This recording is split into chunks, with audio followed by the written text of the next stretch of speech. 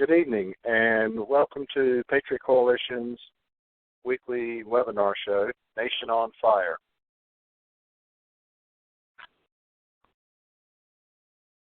For those looking at the archive, which is where most people see it, and we're hopefully, Join Me will resolve this issue so you don't have to do two different functions to both see and hear the live webinar.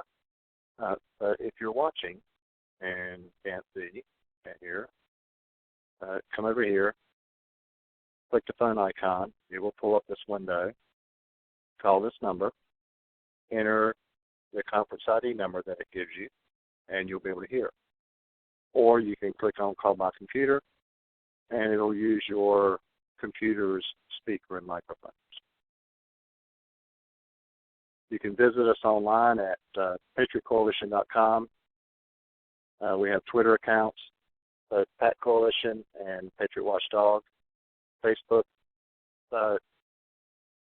Patriot Coalition. We have two YouTube channels, the Patriot Coalition and Patriot Watchdog.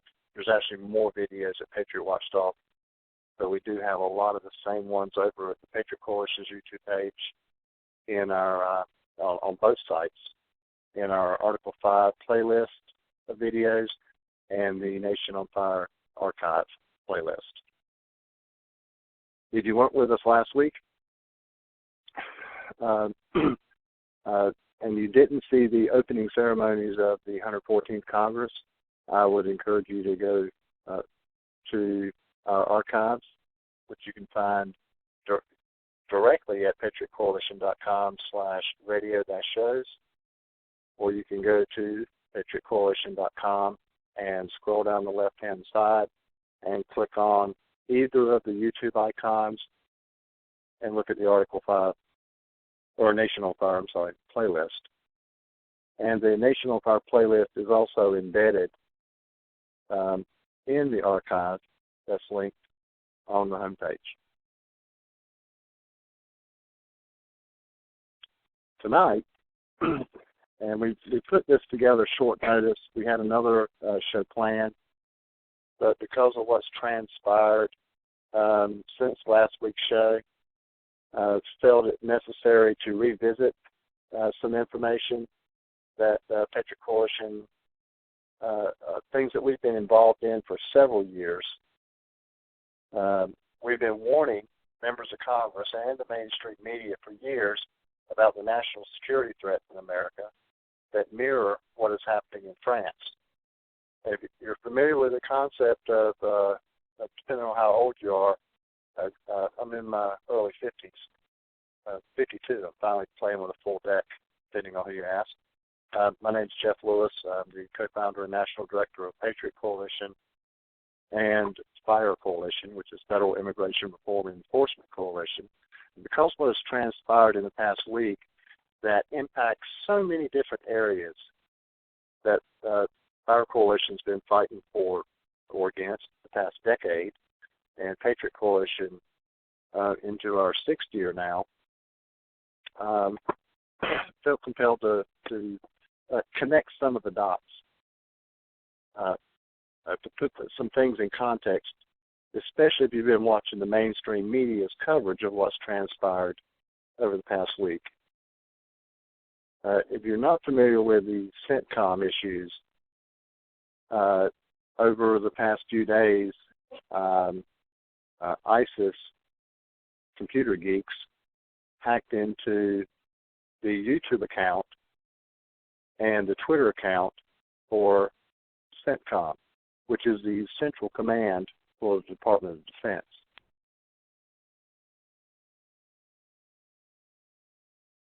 Let me get out of there. Well, I'm actually going to cover these backwards from the way they were listed in the webinar. But many of you are probably familiar with the MEAC report, which is the Missouri Information Analysis Center report that came out in early 2009. Within just a couple of, well, I'll say about a month of President Obama giving his State of the Union address. This is right after the 2008 election. new president, and this didn't start under President Obama.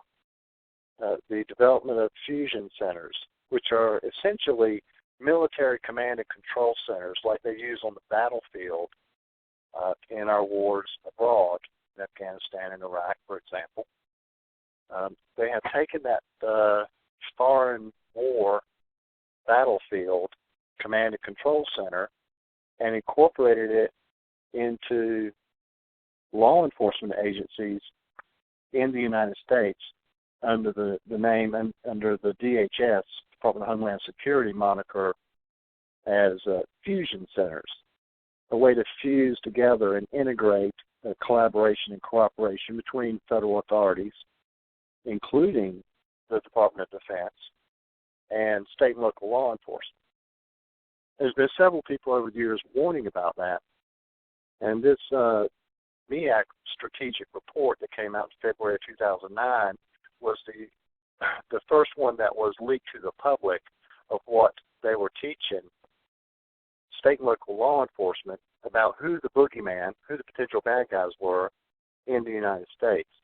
And if you are a conservative, a Christian, a Republican, if you were a supporter of Ron Paul, or a libertarian, or a veteran, you were a potential domestic terrorist. You were a right-wing extremist. I took this especially exception because I fit into all those categories. And I had sent this out to one of the local Tea Party groups I work with here in North Carolina, the Eastern North Carolina Tea Party. And if the leadership of that was around, or the Crystal Coast Tea Party, or the Coastal Carolina Taxpayers Association, or the Vote for Patriot Tea Party, I called a meeting in, I'll say it was an ad hoc meeting in May of 2010 to draw their attention to something that I saw as a grave and serious threat to their ability to continue speaking out against egregious violations by our government against the Constitution and by proxy our rights and our freedoms and liberties. If you're not familiar with the MEAC report, this is not news. This has been around. I strongly encourage you, if you haven't read it, to go read it. You need to understand, we all need to understand, if you watched what transpired in Ferguson and you listened to some of the interviews with law enforcement there, and there's been a considerable amount of debate over the militarization of state and local law enforcement via the Defense Logistics Agency, DLA, 1033 program, which we talked about in a previous show. I'm sure we'll be talking about it again because we're working on addressing that issue. There's been a progression, and what really frustrates me, and has for years, is that as we bring hardcore facts to the public's attention, to members of Congress's attention, to our grassroots partners across the country, if it's not an immediate threat to them, they're not taking it seriously. And then they say, well, it's no harm, no foul. It's not that big a deal what they're doing. If you look at the position of what has transpired in the United States, and I don't have to go back to 9/11 or the Patriot Act or the Military Commissions Act or the National Defense Authorization Act, that with each slippery slope progression, they have been setting us up for both a police state and a military occupation of the United States by both foreign and domestic military. There have been executive directives and executive orders. There has been legislation passed by Congress that tasked the Department of Defense with a level of preparedness, some of which they are projecting not just for the next year or the next few years, but they have a vision, a long-term vision of what they're wanting to prepare for. And one of the biggest problems that we've dealt with dealing with the indefinite detention provisions of the 2012 NDAA is the application of the laws of war on civilian populations by the United States, in the United States, or in U.S. territories and protectorates, or against U.S. citizens anywhere on the planet that are totally unconstitutional. And most people have adopted this mindset of, well, it's not applying to me, they're not going to use it on me, so why should I care? That's how it starts. So in early spring of 2010, Homeland Security Advisory Council came out with this report when they set up a working group, a CVE working group. And if you've been listening to the news in the past week or so, past month, there's a summit coming up next month at the White House on countering violent extremism, both domestically and internationally. And they blur the lines, whether you're looking at what the civilian military or police forces or law enforcement or intelligence agencies such as DHS, FBI,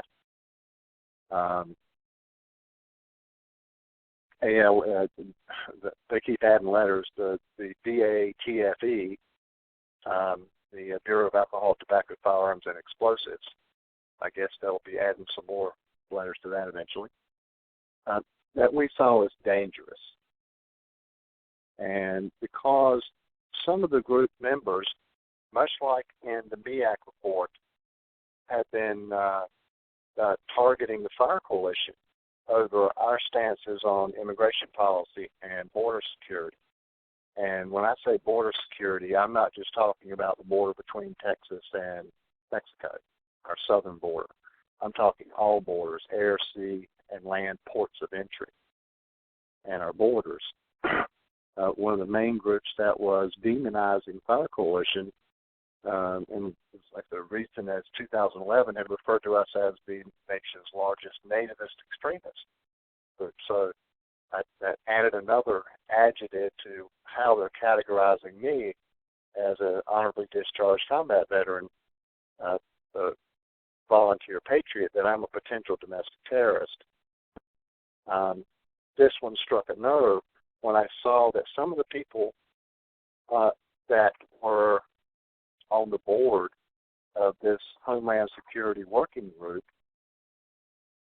were in the leadership of the Southern Poverty Law Center, which I refer to as the Socialist Propaganda Life Center, and that they were also unindicted co-conspirators of the Muslim Brotherhood. And I'm not going to go through this report. There's several documents that I want to show you from the past few years, so I'm going to scroll through this one. If you don't have it, you want it. If you'll send me your email address in the chat window, or send me an email at my contact information that was at the beginning of the webinar, and you'll see it again at the end. But if you know, we're about to write it down now, you can pause it from the video in any of our Nation on Fire videos. Jeff at patriotcoalition.com. I'll send it to you directly.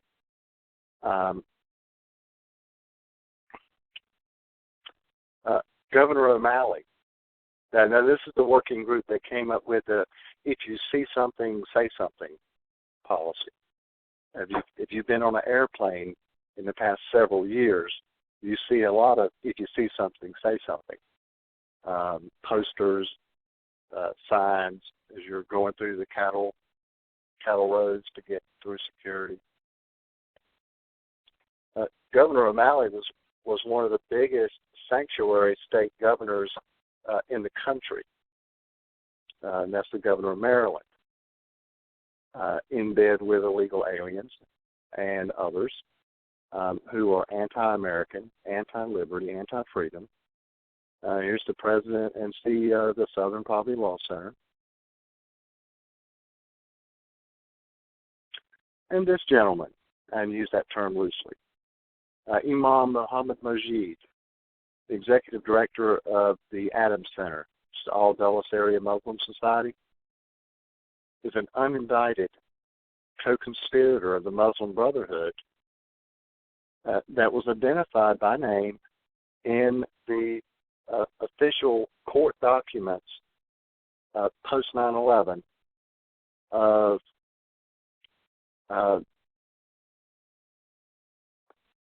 people sensitive to and favorable to Al-Qaeda, and that had raised money for Al-Qaeda prior to 9/11. And there were about 180, if memory serves, and I've got the document. If somebody really wants it, I can dig it up. But to have unindicted co-conspirators of the Muslim Brotherhood on a United States of America Department of Homeland Security working group on countering violent extremism is insane. Another snake on this working group was one of the main propagandists. Now, they call her an analyst for the Southern Poverty Law Center, but if you go read the articles written by Ms. Wood, and she's also an instructor at the Federal Law Enforcement Training Center. Well, the Federal Law Enforcement Training Center is a project of the Southern Poverty Law Center, and that are teaching state and local law enforcement and as well as federal agents about potential domestic terrorists and what to look for, who might be the boogeyman here in America. And because these people already have a bias against secure borders, against the rule of law, against immigration law enforcement, it is hardly likely that the SPLC members of this CVE working group would be advising the federal intel community anything other than patriotic Americans and veterans of potential domestic terrorists. And one need no look further than their own website and their own SPLC intelligence reports just to bear out that fruit. It's unlikely that this unindicted co-conspirator of the Muslim Brotherhood was going to be objective and interested in preserving and protecting a sovereign United States where liberty and freedom and our God-given rights are protected. And yet this is the people that our government is in bed with and has been for years. If you were to read my resume on the Patriot Coalition's About Us site, you would see in there that one of the things in there is that I had advised or counseled presidential candidates in the 2008 and 2012 elections. Our general counsel, Mr. Richard Pry, and I went to a conservative principals conference in Des Moines, Iowa, in March. It was March 26th of 2010, I believe it was. And no, I'm sorry. Was that 10? It's been a few years back. When 2010, 2011 time frame. So it's been 3 or 4 years ago. And showed this exact report to Herman Cain and explained it to him that if you're going to be my next president, these are some of the things that you need to know about that our government, the people that our government are in bed with that are anti-American. Right after Richard and I finished our meeting with Mr. Cain, he did an interview with the Huffington Post, and it was in that interview, and this was not the only document that we showed him or discussed during that meeting, but it certainly was one of them, and that was the interview where Mr. Cain said that he would not have a Muslim on his staff. Well, he caught so much guff over that a couple of weeks later, he went to the Adams Center and was apologizing to these folks for having potentially offended non-radical Muslims in America. So he was already stepping back. And if you go to the Patriot Coalition blog, you'll see an article I wrote about it at the time, that Herman Cain was not able to be my commander-in-chief, or something to that effect. Well, these presidential candidates, and we also shared this information and some more with Congresswoman Michelle Bachmann and her staff during her presidential run. So this is not new to anybody. In February of 2011, Patriot Coalition and Patriot Coalition conducted a briefing in the Immigration Subcommittee in the House Judiciary for members of Congress and their staff. And this was one of the issues that we discussed at that meeting, was that our own Department of Homeland Security was not only in bed with the anti-sovereignty, anti-secure border, anti-immigration law enforcement socialist propaganda line service, SPLC, but also in bed with unindicted co-conspirators of the Muslim Brotherhood who had raised money for Al-Qaeda.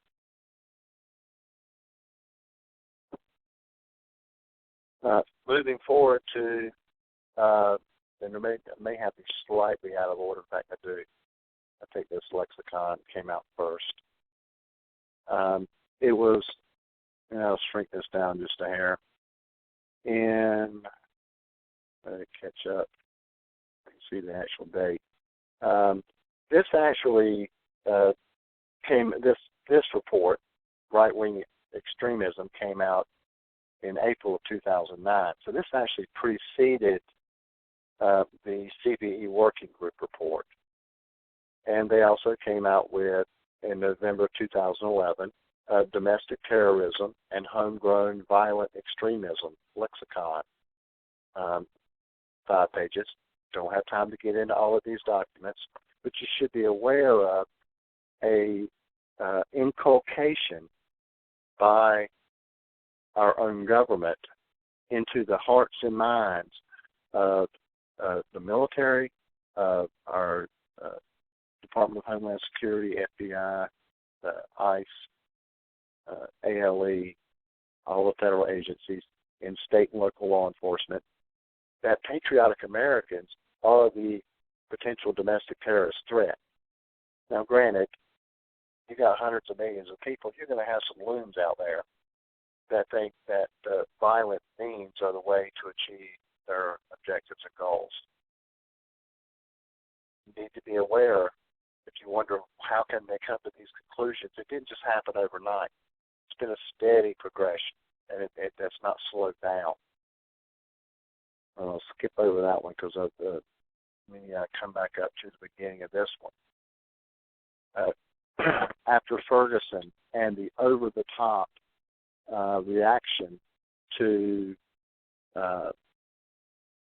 people exercising their First Amendment rights, they didn't just roll out in their traditional to protect and serve police uniforms. Everybody's in SWAT.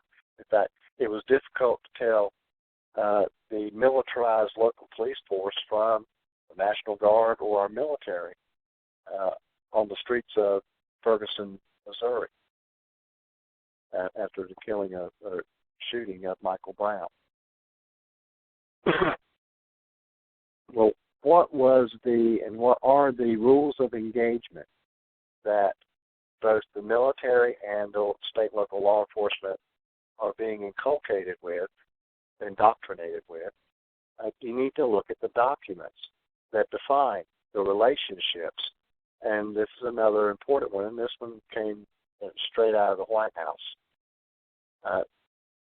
If that wasn't ridiculous enough, I don't know if I opened that one yet or not. I did not. This one here, challengers from the sidelines. They're in our military academies, such as West Point. The Combating Terrorism Center at West Point produced this report. If you believe in the Constitution, you believe in the principles of federalism, the principles of liberty, and you're looking at what potential threats you may face as a U.S. citizen on U.S. soil, you don't just have to worry about radical Islamic terrorists or extremist racist groups like the KKK or some white supremacy or black supremacy entities. You've got to worry about your own government. You have to worry about or be concerned about what has the federal government been pouring in and poisoning the minds of your local police officers, your local sheriff, your state police, the FBI, ALE, et cetera, et cetera. No law enforcement agency is untouched by this propaganda machine. I watched a lot of coverage of Fox in the past couple of days, over 2 or 3 days. And the reason the title of tonight's show is about the hypocrisy about CENTCOM and what happened in Paris is because we didn't just go do these briefings. We didn't just have these closed-door private meetings with members of Congress and presidential candidates or hold press conferences or do briefings behind closed doors. We handed the same documents to producers at Fox News, and I'm not talking to the local Fox affiliate. I'm talking about on Capitol Hill, the ones in the rotunda in the House of Representatives in the Senate, where you see them doing their interviews with congressmen and senators with the big columns in the background. That's inside the Cannon House office building. Is where a lot of those happen on the House side, and they have a similar location in the Senate office buildings. The briefing that we did in the House Judiciary Committee's Immigration Subcommittee was 4 years ago next month. The hard documents with irrefutable facts about the relationships between the Muslim Brotherhood and our own government was in their hands then. Were they reporting it? It was a media blackout. CNN, Fox, ABC, CBS, NBC wouldn't touch it with a 10-foot pole. Now, the past few days, I'm watching Fox, and they're demonizing the ABC or Alphabet networks, news networks, what they refer to as the left-wing or left-stream media, about their hypocrisy for not calling it radical Islamic terrorism that we're up against is the main primary threat we have of terrorism. Fox is trying to demonize them as if they're taking the high road. But Fox has been AOL, or AWOL, missing in action for years on this themselves. They don't have a leg to stand on, and neither does Mr. Beck at the Blaze on some of these issues. He now is softballing. So when I'm watching what happens in what transpired in Paris, and before at the Charlie Hebdo events or massacre, we'll say, as I'm watching the media coverage of that over the weekend, the main thing that I'm hearing about is France, and about these conclaves, no-go zones, where local law does not apply. And this has been happening in Western Europe for years. As they say here, as California goes, so goes the country. And I actually did hear Mr. Beck say this several years ago. If you want to know what to expect in the United States in the next few years, and he was saying this 3 or 4 years ago when he was at Fox, look at Great Britain, look at France, look at Western Europe. And if we don't change our ways, that's what's going to be happening here in just a short time. Since that time, we've had the workplace violence at Fort Hood, the major, the Army major who killed all those folks that they call workplace violence. You had the beheading of a woman, I believe it was in Oklahoma, by an Islamic terrorist, radical Islamic extremist. That was workplace violence. You had the Tsarnaev brothers in the Boston bombing. And the main focus that the conservative right-wing media, such as Fox, has been just not just emphasizing, just harping and dwelling on, is that this administration refuses to call Islamic extremist, radical Islamic terrorism what it is. It's almost like it's think of anything but a blue horse. It's say anything but radical Islam. That 95% of the terrorist attacks that occur on the planet are radical Islamic terrorists. The bulk of their victims to date are other Muslims. The Muslim community has been silent. Now, whether that's been because they're tongue-in-cheek, complicit, or favorable to that agenda, or if it's because they're afraid of retaliation or retribution, is an argument that could be made on either side. Fact remains, nobody in government or the mainstream media has been being honest with the American people. And until the American people are given the truth and the facts, they are not going to demand that their public servants, up to and including the president, address it honestly. It's the 800-pound gorilla in the room that nobody wants to talk about. So what have they been doing instead is diverting away from that and pointing the fingers at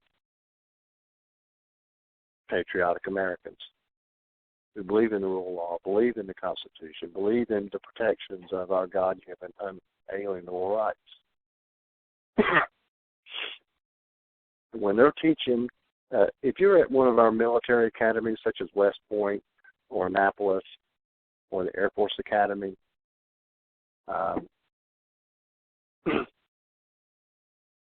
these are the people that are the commanders on the battlefields. Currently, those battlefields are mostly foreign.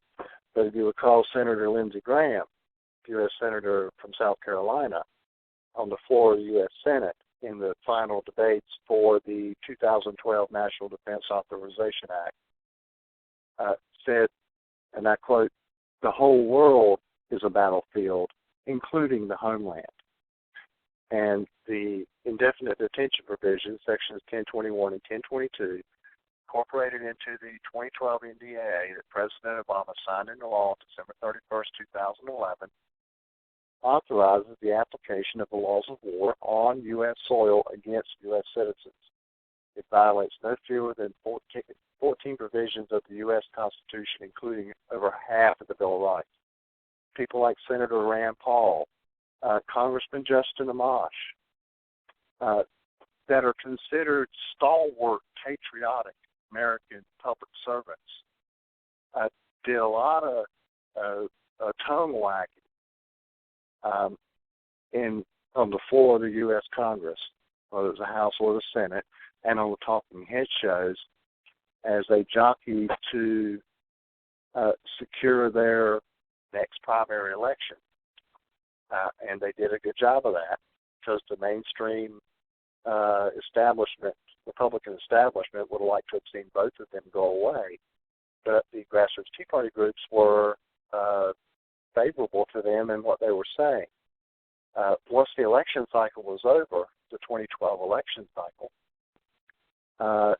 the proposed bills and amendments to the 2013 National Defense Authorization Act that was introduced in and voted on in 2012, you do it a year ahead of time, did not include, they did a one-time fight for something that is so egregious that it authorizes the violation of over half of the Bill of Rights, and the Bill of Rights were put there to protect those God-given unalienable rights. Councilor Fry and myself, Dan Johnson, who heads up Panda Unite, had meetings with Congressman Amash. We had meetings with Congressman Poe, who at the time headed up the Immigration Reform Caucus in the House, and several other members on both the House and the Senate side. All this information about why we need to be looking at our immigration policies. The Patriot Coalition stands for Federal Immigration Reform and Enforcement. It's not just about enforcing. We do need reform, too. And over the years, we haven't talked too much about the reform side of Patriot Coalition's mission. But we need to be looking at, considering that whether it's radical Islam or docile mainstream Islam, it is a theopolitical system. It is a governmental system entrenched, encased, enshrined in a religious wrapper. It is anathema to Western civilization, to freedom of speech, freedom of religion, freedom of the press. None of those three things are on the top 10 list of things that Islam supports or promotes. They don't believe in free speech. They don't believe in freedom of the press. They don't believe in free will. Why would you put your country and your society's future in jeopardy by bringing in tens of thousands or millions of people from a culture where you're not saying that this culture shouldn't exist. I'm not suggesting that. I'm not suggesting that we should be doing deportations and rounding up of anybody of any religious faith because it conflicts with the Judeo-Christian principle values that our country was founded on. But our country was founded on Judeo-Christian principles and values. Would you invite a cancer cell, tumor, to be surgically implanted in your body simply because it was benign, that it wasn't going to become malignant and spread out through your body? Would that make any sense at all, that you would encourage it? Now, our Judeo-Christian belief system tells us that we should be tolerant of all religions. But this particular religion isn't happy with just being a religion. They're not okay with just live and let live. The Islamic Caliphate is, you hear right-wing conservatives talk about the New World Order or one world government. Generally, they're talking about the neo-fascist global federalist or the communist. But Islam wants the same thing, but they want to be running the whole planet too. That's what the caliphate is one world government under Islamic rule. And under Islamic rule, it's not just the government they're running, it's your entire life, from cradle to grave. France has approximately 5 million Muslims, most of whom are probably good, hard-working, decent folks. And yet, their belief system is totally in contrast to what the French people believe. Now, currently they've got socialists running France and have been for some time. But whether it's democracy or socialism, They're both opposites to what Islam wants. France has over 751 no-go zone conclaves, which is a breeding ground that's not only due to police and fire and rescue and government officials and services don't go in those areas, because if you're not Muslim, you're not welcome there. They don't really know what's going on in there, and it is a breeding ground for the radicalization of Muslims into this extremist doctrine. Well, that's France, several thousand miles away across the pond, the Atlantic Ocean. We've got that here too. And the current chairman of the House Homeland Security Committee, Congressman Michael McCall, in 2005, 2006 time frame, so we're talking almost a decade ago, was the chairman of the House Homeland, excuse me, the Immigration Subcommittee is a House Judiciary Committee that came up with the Line in the Sand report, confirming the threat at our southwest border report, that not just addressed but categorized the people that were coming across our southern border that were OTMs, other than Mexicans, and that 15% of the people that were illegally entering the United States a decade ago, as confirmed by this congressional report. It's not some right-wing group like Patriot Coalition that's making this stuff up. We're pulling this from official government documents, that 15% of the people that were coming across our southern border 10 years ago, which was just 4 years after the attacks of 9/11, were OTMs, other than Mexican. Half of those came from, so about 7% of the total on an annual basis, came from countries in the Middle East and Africa and Asia that hate the United States, that were breeding grounds for radical Islamic extremists. They knew this a decade ago. They knew it longer than that ago, but they put out a public report 9 years ago about it.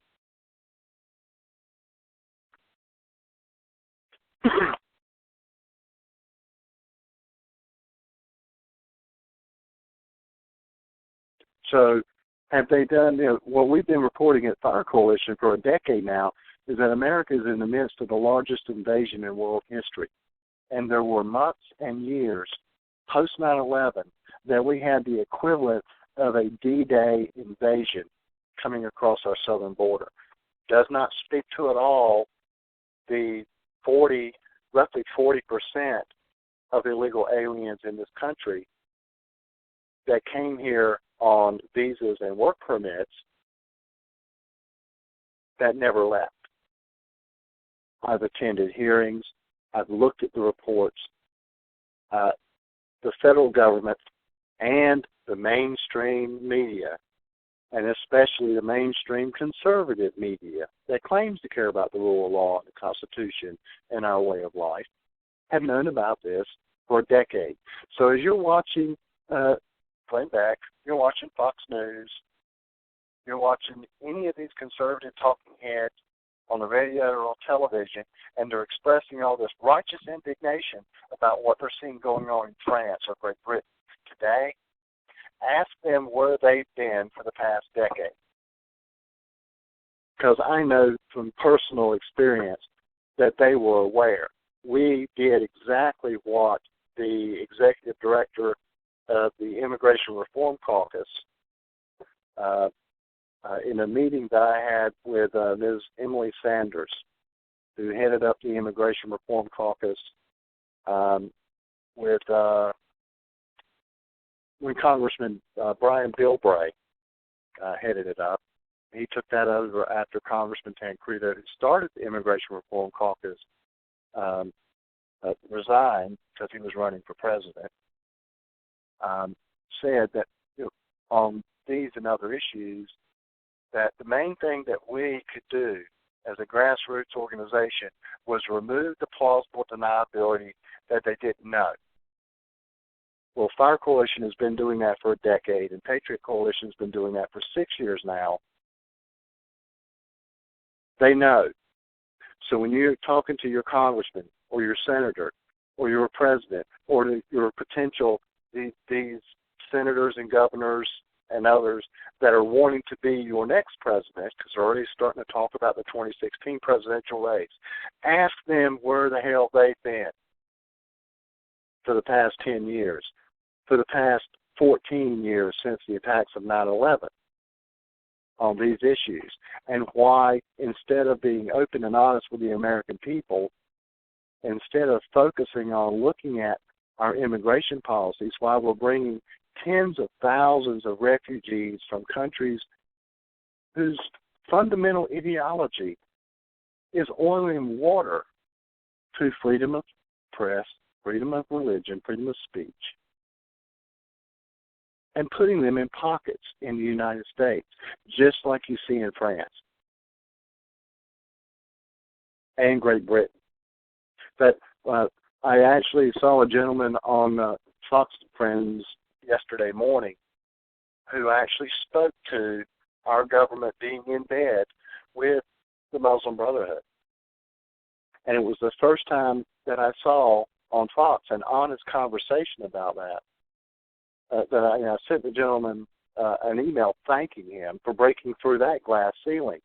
But we're almost a day late and a dollar short, because when you look at DACA and what the president has done with his illegal, treasonous, and his treason to the Constitution, what he's done with his executive amnesties, they are rubber stamping not just the illegal aliens, invaders who have come into the United States allegedly as children, so it wasn't their fault. They didn't enforce our human smuggling and trafficking laws that would have made their parents, the parents who bring or send their kids here, are trafficking in children. They are in violation of federal law. President of the United States, in direct violation of 8 U.S.C. 1324, with his aiding and abetting this gaggle of kids, this influx of illegal aliens that came across the border over the summer.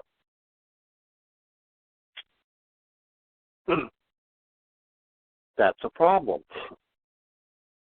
I was reading a report just earlier today where the next phase of this executive amnesty, the immigration, the citizenship, what used to be the Immigration and Naturalization Service, ICIS, I think is what it's called now, not ISIS. They're being tasked with processing these illegal aliens for a deferment, a 2 to 3 year deferment, and the first one was done in 2012.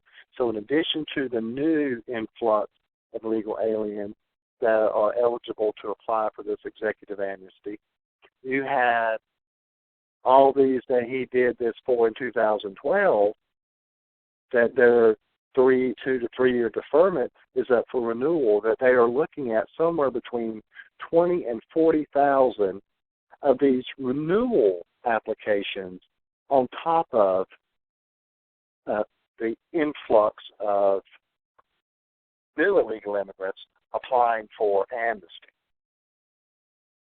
That they don't have the personnel to even review the old cases, let alone give due diligence to processing the new ones. If more scrutiny had been given to the Scenario brothers, perhaps Boston could have been averted. If we would, instead of adding more countries to the Visa-Waiver program, started suspending them, perhaps perhaps, we can what if all day long about what our own government should have been doing for the past decade, the past 14 years since if the attacks of 9/11 were not a wake-up call. I don't know what it's going to take for if the United States is going to continue to exist for generations to come as a free people who respect and defend God-given and inalienable rights. We've got to change the way we're doing things, and we have to stop electing the lesser of the two evils, and that includes these conservative Republicans who refuse to keep their oath, who continue to fund, because especially in the House of Representatives, they control the purse strings.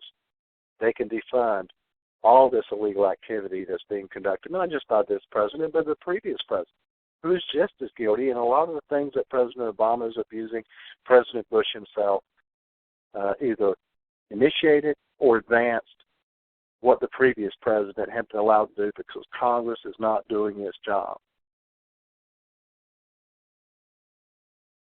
CENTCOM. We talked about, I don't know, Richard, if you're there, you feel free to chime in any time. But I mentioned toward the beginning of the show that we did a briefing in the House Judiciary 4 years ago next month. One of the issues that we brought to that briefing, and this is the unclassified version of this report. We have a classified version that includes our sources and contact information for the people that we interviewed during our research on this report. It's a 16-page report of an incident that happened at the Shaw Air Force Base. Now, with the base realignment, what they call a BRAC commission, they had were consolidating, not just closing down military bases, but were consolidating command centers. And one of the things that they were consolidating were RCENT and AFCENT. Well, they are subsidiaries of the Central Command, CENTCOM. CENTCOM is what ISIS hacked their YouTube and Twitter accounts over the weekend. We brought it to their attention because there's so much of this stuff that is classified. Now, when I say this is an unclassified version and there's a classified version, Patriot Coalition appreciates and respects and honors the need for classified materials and information because it was co-founded by Army and Navy veterans, myself and Mr. Merchek. So we understand and appreciate the necessity to keep some information from the public.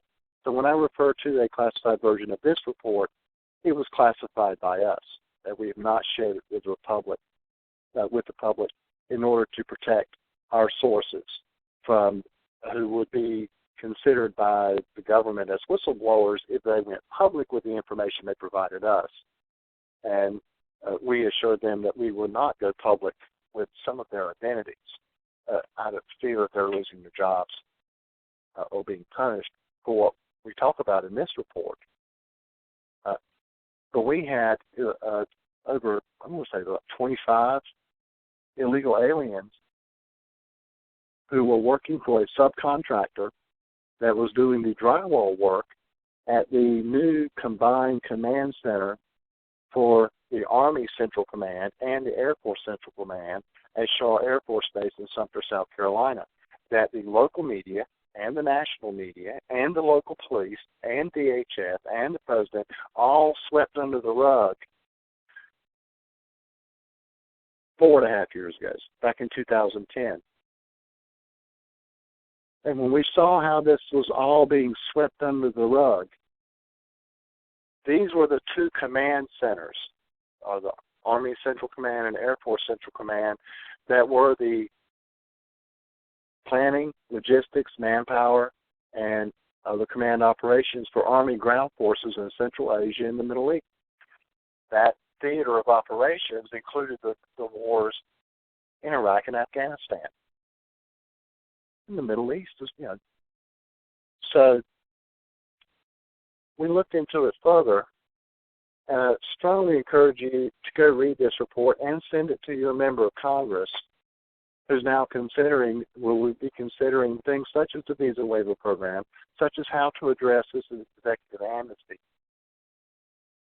You can find it directly at firecoalition.com/docs/Shaw-incident-report.pdf, and if they want the classified version of this report, just have them contact me. My phone and email address, contact information is on the About page at patriotcoalition.com, and then you'll see the email address at the tail end of this show. But as we looked into this report, and this isn't just conjecture, this is all based on extensive research done by myself and our then Operation Fire and Ice project director. I'll leave her name out of this for now. I want to just show you a map because we're at the top of the hour. But what we discovered then, and this was almost 5 years ago, just from what we could glean from unclassified reports and from news reports, and you'll notice most of these are along the eastern seaboard, and that's where most of our military bases are on the East Coast.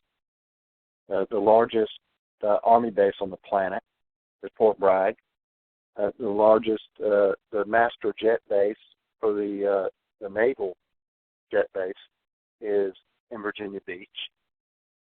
The largest Marine Corps air station in the planet, Cherry Point, North Carolina. Shaw Air Force Base, Army Central Command and Air Force Central Command, right where we're fighting two wars, and scattered across the country, we discovered a minimum of 577 illegal aliens that were arrested, and an additional minimum of 154 that were prevented from obtaining access at the 24 locations listed on the map above. And we break them down. Some of them are Army bases, Navy, Marine, Air Force. Some of them included manufacturing, airports, nuclear power installations, and other sensitive facilities of national security interest, such as our power grid. One of the things that they've been talking about, the hack by ISIS, is that this is a potential threat of being disrupting and shutting down our power grid. When the lights go out, we warn you. You need to get control of your public servants and government and let them know that Americans are not the enemy and that our main threat is from radical Islam and that they need to secure our borders and ports of entry. They need to eliminate the VISA-Waiver program and stop adding more countries to it where people can come here that we don't know they're even coming until they show up at the airport.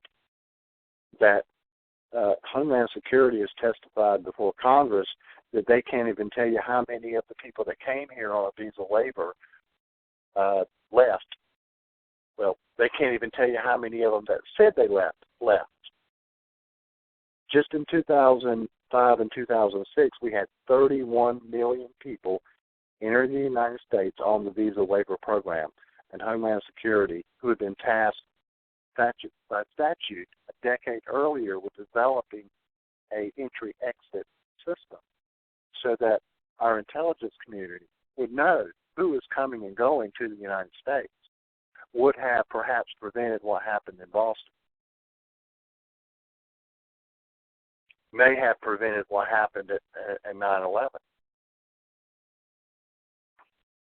have done nothing, except instead of securing our borders and ports of entry and enforcing our immigration laws, and instead of protecting the perimeter of our sovereign nation from potential threats, whose sole purpose is to destroy our way of life, to destroy our government, our culture, our society,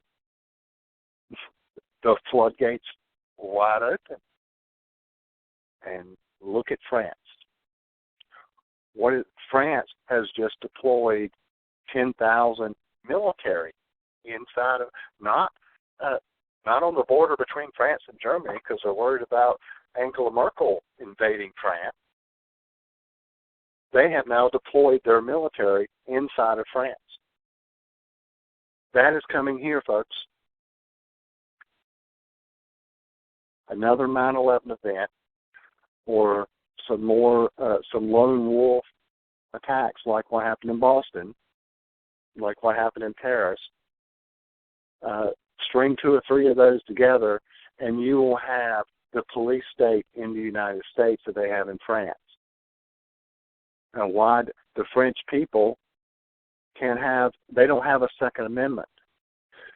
So I did hear one talking head speak to this, that the guy that filmed the footage from a second or third floor window of the murderers, criminal, terroristic murderers that walked up on that policeman who was begging for his life on the sidewalk and executed him. That instead of taking a video of it, had they been armed, perhaps they could have defended that police officer from this crazy loon. But no. They are working to disarm us. They are setting up the police state. What happened in France won't stay in France. We have sleeper cells here.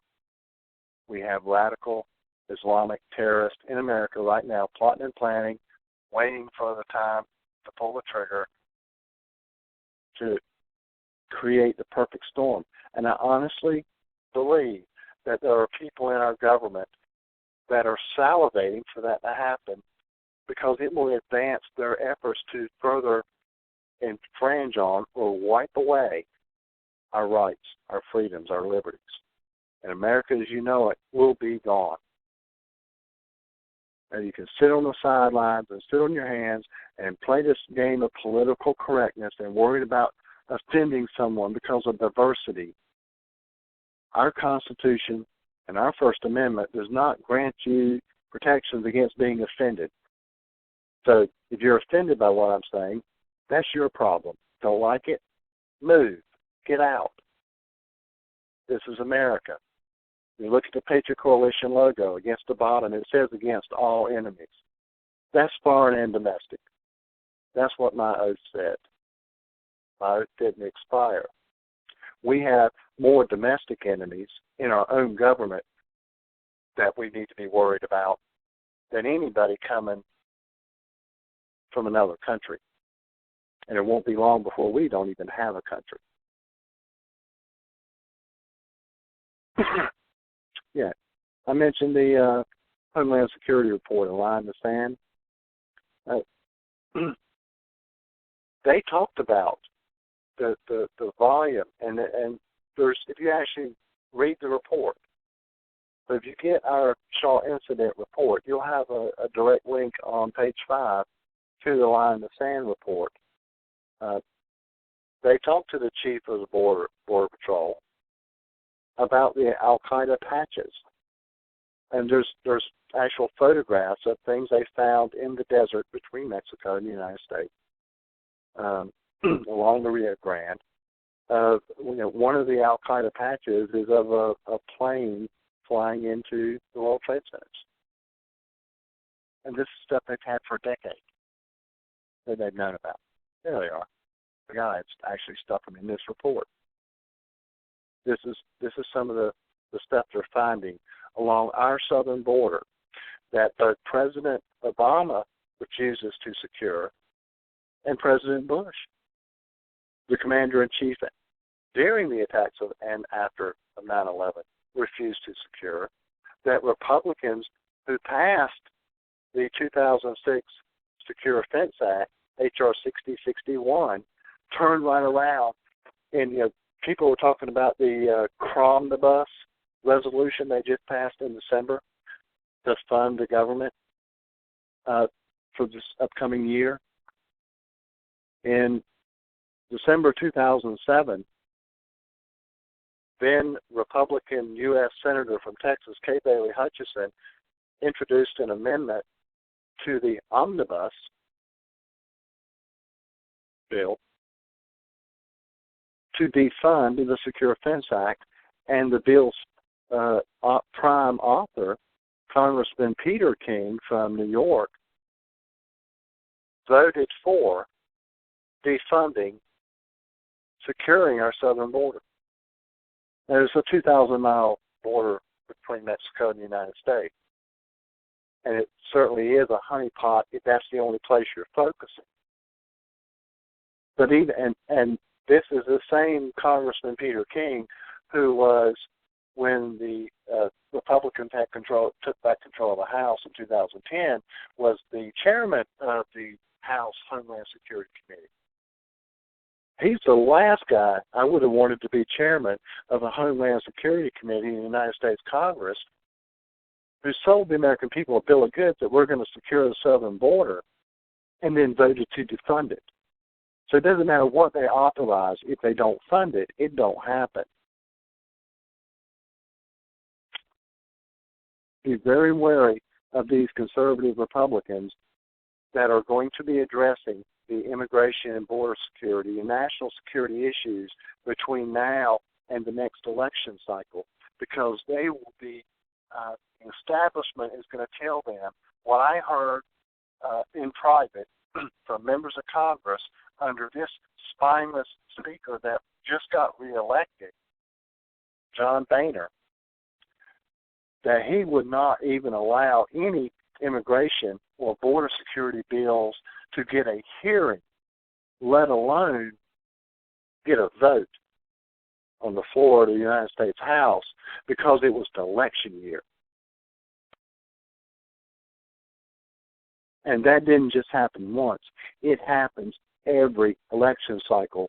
We'll wait till after the next election, and then we'll deal with that problem. But right now, we can't afford to. Coming up next month, what in the 113th Congress was our rebranded Illegal Alien Crime Reporting Act, H.R. 1888, will be reintroduced. Councilor Fry and I, when we were in D.C. last month, had about a 2-hour meeting in Congressman Jones's office, who's the prime sponsor of that bill. And we're looking at a timeline of when it will be reintroduced in this Congress. And we had a conference call just a few days ago, or actually it was this past Friday, with his staff, and we're given assurances that the Jamil Shaw II Memorial Act of 2015, which is our Illegal Alien Crime Reporting Act, which deals with sanctuary cities, deals with law enforcement agencies that refuse to work with Homeland Security and Immigration Customs Enforcement to enforce our immigration laws, will lose their funding from the federal government, that assistance money they're getting, if they refuse to add 2 categories to the reporting that they are already required to do under the Uniform Crime Reporting Act, to add nationality and legal status to that reporting. This is not a 2,000-page bill. It's about 4 pages, counting the cover sheet. It's a very simple bill. If you go to our blog at firecoalition.com, blog.firecoalition.com will take you directly there. You'll see, well, we haven't been updating it lately. I haven't updated it in probably a year and a half, because until we address the transparency that's lacking on the reporting of illegal alien crime and what nations they are coming from and whether those people are here legally or illegally, and I'm talking about foreign nationals, we are not going to know where the biggest threats are, where we need to allocate our limited manpower and resources. The State Department is not going to know what country they need to go have some diplomatic discussions with about the radicalization of their citizenry that are coming over here and killing Americans at the rate of 25 per day. 25 per day, also based on 2 government studies, 2 GAs, GAO studies, Government Accountability Office studies, commissioned by members of Congress, bipartisan, in 2011 by Congressman Steve King and Congresswoman Zoe Lofgren, and they are all linked in that report at the top of the Patriot Coalition blog.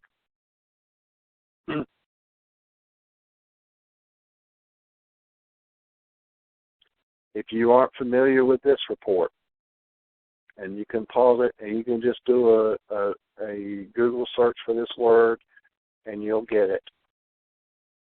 You need to look at, if you're familiar with Agenda 21 and Sustainable Development and how that is a threat to the United States, a threat to liberty, the globalization, the 3 E's of Sustainable Development or Agenda 21, ICLEI.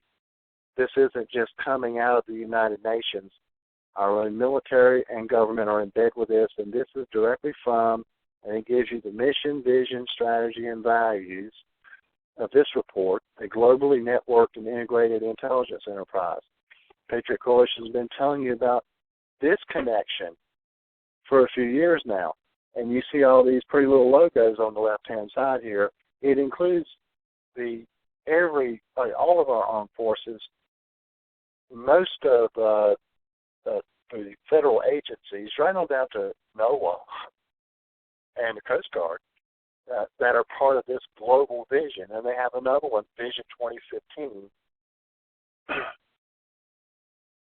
We need to look at this document, the United States Army Operating Concept Manual. Back it out a little bit.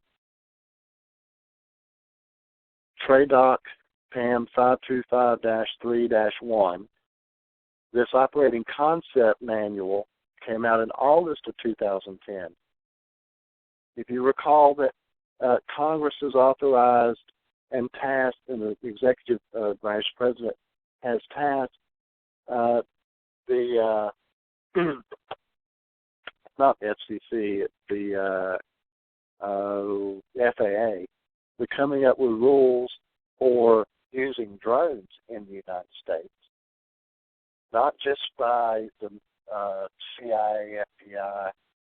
CIA is supposed to be doing stuff here domestically anyway, but by federal, state, local law enforcement because of the airspace issues.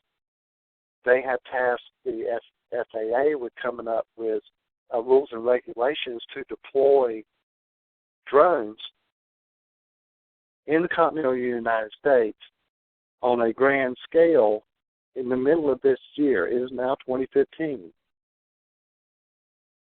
There has been a succession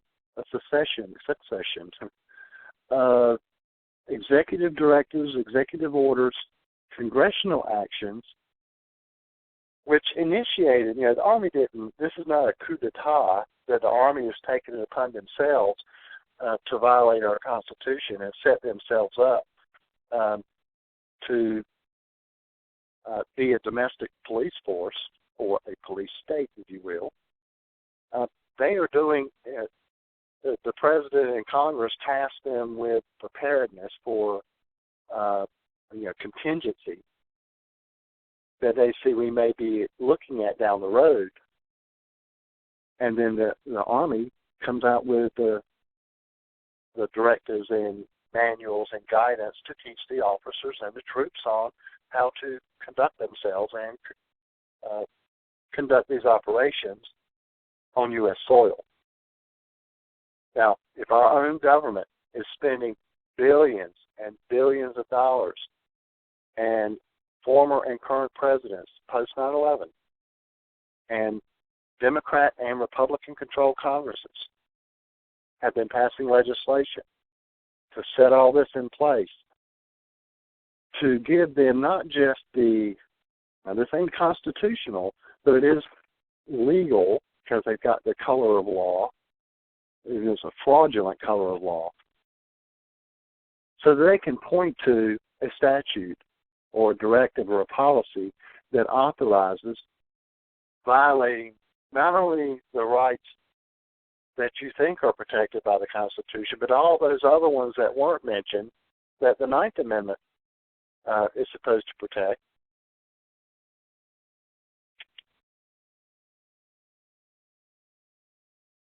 Know your enemy, they say.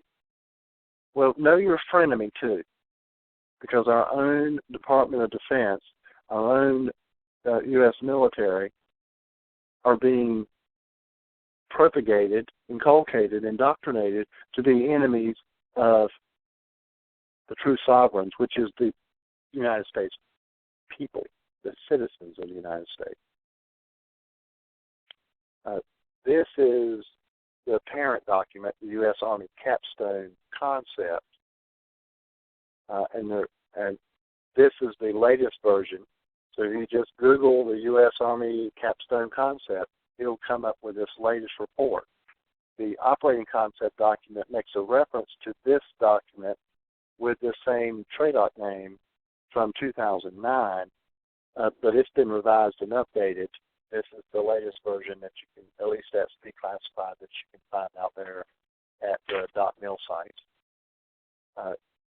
You need to read this stuff so that as you're engaging not just with your members of Congress or with the military folks that you know, or if you're in the military or if you're in law enforcement, you need to know what they've been told and how they are being indoctrinated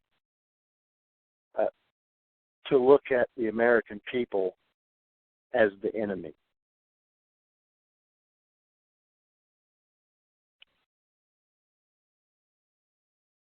It is a brave new world. It is 1984 all over again. It will not change if we don't start being honest with ourselves and start calling out these self-righteous, sanctimonious, conservative talking heads that instead of trying to protect our Constitution and our God-given rights are doing everything they can to trigger a convention so that it can be rewritten.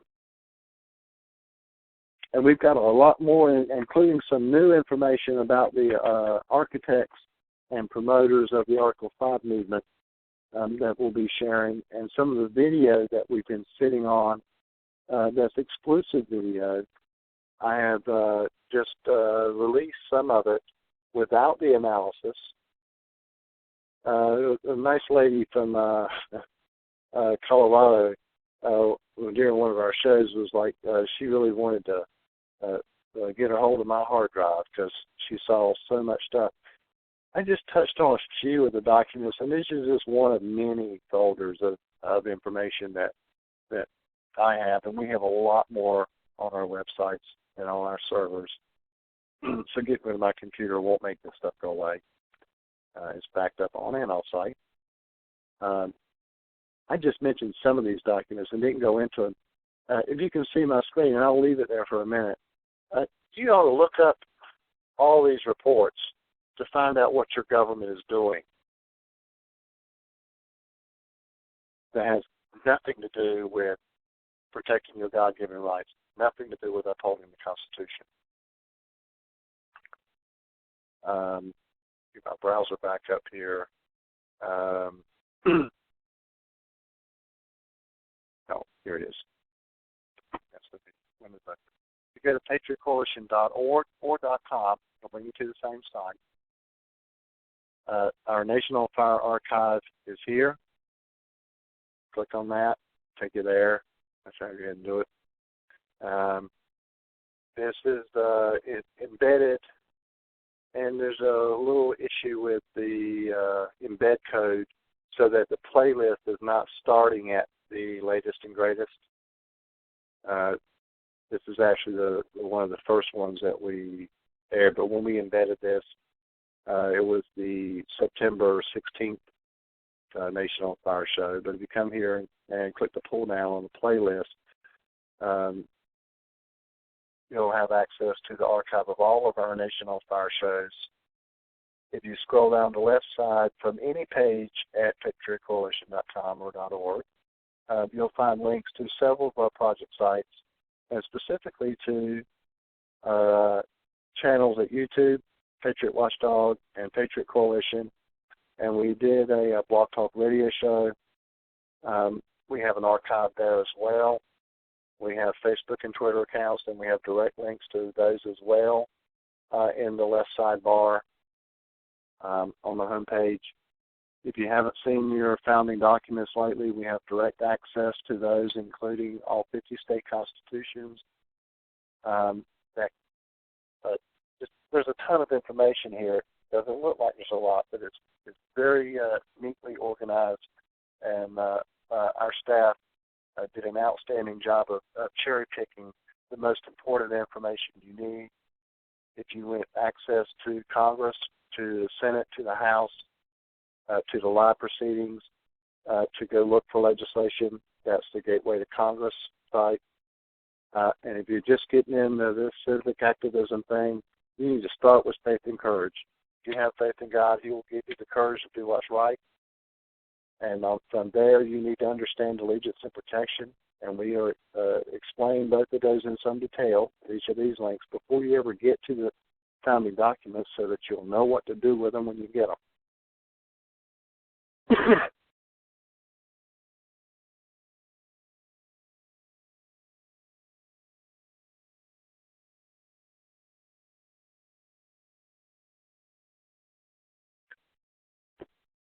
I got long-winded tonight because I'm fired up about this. I am on fire on this.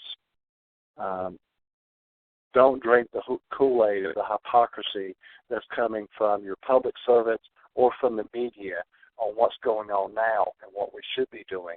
And there's several things that we should have done. And we are, I hate to sound like Chicken Little, the sky is falling, the sky is falling. But the United States, if you're a baby boomer or older, the United States that you grew up in or thought you grew up in does not exist anymore. And even the shell of it will not last your lifetime if we don't take some serious steps to get our education system wrestled away from the federal government, for one, and we don't start vetting public servants who hold our Judeo-Christian principles and values near and dear. Men and women who actually, when they take that oath of office, raise their hand, put their hand on the Bible, swear to God and everybody that they will support and defend the Constitution against all enemies, foreign and domestic, that they will actually do it, and that if they don't, even if they're your best friend, that they get one shot at it, and they're gone. We've got to change the way we do business. We'll be back next week with a special Article 5 show, because the Carpetbagger Convention of Snakes crowd are making the circuit trying to trigger an Article 5 convention. If they haven't already approached your state legislators, they will be. I'm not going to disclose who it was, and we're hoping we'll be able to share this soon, but Councilor Fry and I had a conversation with a state legislator staff today who advised us that they had received an email from the Convention of States Project informing them that their state representative supported an Article 5 convention. And this person asked the state rep, since it was their spouse, if that was the case, had they changed their mind that they were now supporting it? And they said, well, no.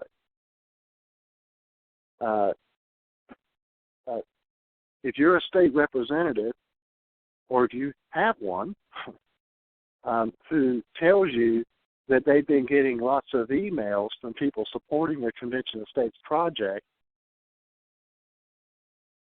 whether it's intentional or because of a security breach, and I have serious doubts that it's an accident, there's a fraud being perpetrated on state legislators that's telling them that other state legislators or their constituents, citizens that send them there, think triggering an Article 5 convention for proposing amendments is the only way to turn this country around. It is not. The Constitution is not the problem. Amending it is not the solution. The solution is in the mirror. And as Councilor Fryer is fond of saying and reminded me this afternoon, don't get bogged down in the process. There's only one question that you need to ask yourself about whether or not amending the U.S. Constitution will stop an out-of-control, rogue, runaway federal government. And this is also true of the state government. And I'm borrowing the word from our good friend Publius Hulda. The state governments and the state legislatures are collaborators with the corrupt criminal politicians in Washington, D.C. at selling you and your rights and your children's rights down the river. We cannot trust either of these subsets of public servants to amend the United States Constitution. And the one question that Councilor Frye says that you need to ask yourself is, what makes you think that if we amend it, if they get the best amendments that the best minds in this country can come up with, ratified in record time, what makes anybody think that they'll honor and uphold a newly amended Constitution when they won't uphold and honor the one we have now, that they've already taken an oath to support and defend against all enemies, foreign and domestic? It's a pipe dream. It won't fix anything. In fact, it keeps us spinning our wheels and playing these little games of these fantasy solutions. And an Article 5 convention is a fantasy solution to reigning in government. And it's a bald-faced lie that was the reason that the framers gave us Article 5 was to rein in an out-of-control federal government. It's a bald-faced lie. If you have not seen it, please go to our YouTube channel and watch the debate that Councilor Frye did against Michael Ferris, Convention of States salesman, at the RPV Advanced Conference in D.C. on December 6th at Chantilly, Virginia. It's at the top of Article 5 playlist at both the Patriot Coalition and Patriot Watchdog YouTube accounts. RPV Article 5 debate, 12/6/2014. You got to watch it. Visit us online, again, patriotcoalition.com. We are all volunteer, truly grassroots national organization that has and will continue to have a growing number that we'll be talking about in the coming weeks and months. Active legislation in Congress and state legislatures, county and local governments from coast to coast, all designed to restore constitutional governance and to protect your God-given rights. We are not paid lobbyists. We do not work for special interest groups, and we are not funded by the billionaire boys clubs who are jockeying from the left and the right to destroy the greatest nation this earth has ever seen. You can contact myself at Jeff@PatriotCoalition.com, Councilor Frye, Richard at PatriotCoalition.com, our National Political Director, Ms. Dawn Wildman, and I haven't put it on here yet. We haven't ironed out the logistics because we're actually merging Patriot Coalition and Fire Coalition under one roof. Ms. Wildman, who is also an expert on illegal immigration and border security issues, I am pleased and proud to say will be taking over a lot of my responsibilities at Fire Coalition so that and the immigration issues, so I can focus more on the constitutional issues and the core Patriot Coalition issues, which is to restore constitutional governance. And you might notice a name is missing here. Someone that is near and dear to me has been mostly behind the scenes part of our national staff for the past, goodness, past few years, I'll say 2 or 3 years, 4 years. Ms. D. Sadler retired over the holidays. My deputy director, our director of operations, she's been she's a patriot extraordinaire, a saint, a very wise woman. The liberty movement has lost a champion of liberty because it was time for her to retire, and it was her choice.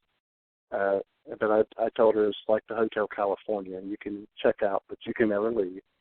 And but that's why you don't see Dee up here anymore. So if you've been reaching out to our gatekeeper for speaking engagements for Councilor Fry or myself, where you need a presentation, or you need testimony, you need a briefing for legislators or law enforcement or for a grassroots organization, contact us directly for now, and we'll have a new gatekeeper soon to help coordinate that for us. I cannot thank Ms. Sadler for all the hard work that she's put in over the years, the Patriot Coalition.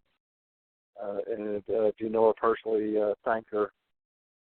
She is a true patriot for all that she's done.